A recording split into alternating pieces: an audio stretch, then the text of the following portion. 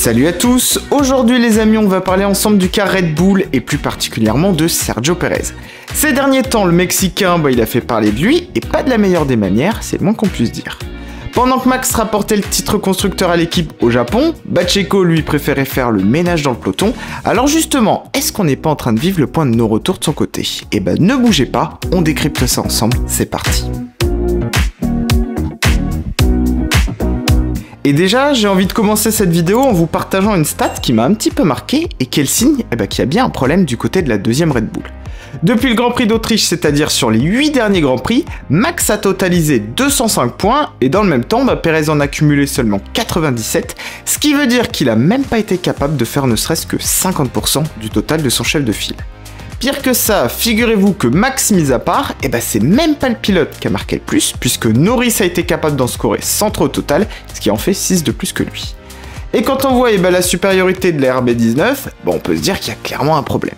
Surtout que si on se focalise maintenant sur les qualifs, c'est encore pire. Checo cette saison il se positionne en moyenne quasiment 9ème, Max lui presque 3ème, et entre eux on a une flopée de pilotes, Carlos Sainz, Charles Leclerc, Alonso, Hamilton, Russell et même Norris. Alors chez Red Bull, on va se poser de plus en plus de questions, et c'est assez logique. Ces mauvaises positions sur la grille, ça l'oblige à devoir remonter en course, et donc à surconduire, alors même que la voiture lui convient moins, donc c'est un petit peu le serpent qui se mord la queue, finalement. Alors au départ dans le team, on visait la continuité, mais maintenant, figurez-vous qu'on s'en cache plus, et au soir du Grand Prix du Japon, Horner, il l'a même dit, Checo est sur la sellette. Même si on sait que chez Red Bull, on est clairement pas les plus subtils dans la communication, on va pas se mentir, le dire dans les médias, ça a aussi de quoi mettre un gros coup à Pérez, et on l'a fait d'ailleurs sûrement dans ce but-là. Malheureusement pour lui en tout cas, de mon côté, je dois vous dire aussi que je trouve ça assez justifié quand même. Jusque là on le gardait parce qu'il avait au moins l'expérience et la capacité d'être un bon numéro 2, mais là, il est même pas capable de faire mieux que les McLaren.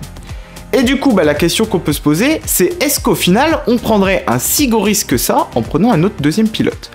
Je dois vous dire que plus ça va, plus je pense que ce serait finalement pas une si mauvaise idée d'aller voir ailleurs, surtout quand on voit le niveau de performance de Verstappen et qu'il est capable à lui tout seul cette saison d'apporter le titre constructeur à son équipe.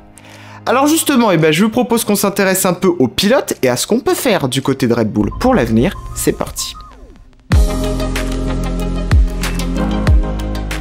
Alors les amis, maintenant je vous propose de vous mettre un petit peu dans la peau de Christian Horner et Helmut Marko. Alors vraisemblablement, on va aller pour Checo jusqu'au terme de son contrat, à savoir fin 2024, mais la problématique, c'est plutôt l'avenir, c'est-à-dire 2025, et même après, puisqu'il faut pas oublier que petit à petit, on se projette aussi sur le nouveau règlement, et donc sur 2026. Et là malgré tout, c'est un peu le flou artistique. Chez Red Bull, on va avancer dans l'inconnu, avec une nouvelle philosophie de voiture, alors que pourtant, on a plus que réussi le virage de 2022. Couplé à ça, on va aussi devoir se familiariser avec le moteur Ford, qui sera là aussi pour complexifier un petit peu l'affaire, et il va falloir que le team il réussisse à assembler tout ça. Alors déjà pour 2025, on va pas enterrer tout de suite Pérez, même s'il traverse en ce moment une passe difficile, les stats jouent pas en sa faveur, mais on le sait aussi en F1, ça peut vite basculer, et je pense que vous serez d'ailleurs d'accord avec moi, on n'aurait pas cru en début de saison le voir maintenant dans une telle galère. Pour autant, y a déjà la pression de Ricciardo, à qui on a clairement mis la carotte de son retour dans le deuxième baquet Red Bull, s'il performe bien, et lui, il n'a pas caché non plus ses ambitions. Au cours de ces deux courses, en tout cas, il a été plutôt au niveau. Il y a aussi Yuki Tsunoda et Liam Lawson. Alors pour Yuki, on arrive aussi à une période clé. Pour l'instant, il fait le travail, mais par rapport à Lawson, il parvient pas non plus à le dominer, et franchement, on va être honnête, ça peut peser dans la balance pour l'avenir, d'autant plus si on sait que le lien Red Bull et Honda, il va arriver à son terme. Et en même temps, on a Lawson, jeune pépite de l'académie, qui performe tout de suite, et qui se retrouve sans volant en F1 pour l'instant, et on prend le risque du coup, de le mettre de côté, de perdre sa bonne dynamique, qu'il connaît, et puis clairement, qu'il intéresse aussi d'autres équipes, on l'a vu par exemple par le passé avec Gasly et Sainz. Alors en attendant, je pense que ce serait assez judicieux, qu'Horner et Marko le fassent rouler une année de plus dans une catégorie type Super Formula, mais l'ennui, c'est que je pense que ça laisse quand même l'impression d'une solution un petit peu faute de mieux. Donc on se retrouve au final dans un dilemme assez cornélien, et les performances en piste, elles vont être plus que scrutées.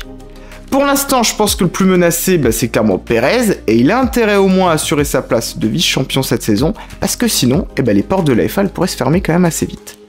Alors les amis, à votre tour, je vous pose la question, quelle est selon vous la meilleure des solutions? Que feriez-vous à la place de Red Bull? Dites-moi tout en commentaire, et comme d'habitude, vous le savez, je me ferai un plaisir d'échanger avec vous. C'est la fin en tout cas de cette vidéo, merci à tous de l'avoir suivi, j'espère qu'elle vous a plu. Si c'est le cas, pensez à liker et surtout à vous abonner en activant la petite cloche des notifs, je compte sur vous pour soutenir mon travail et aussi pour être au courant de mon futur contenu. Et d'ici là, portez-vous bien et moi je vous dis à très vite sur la chaîne, à bientôt.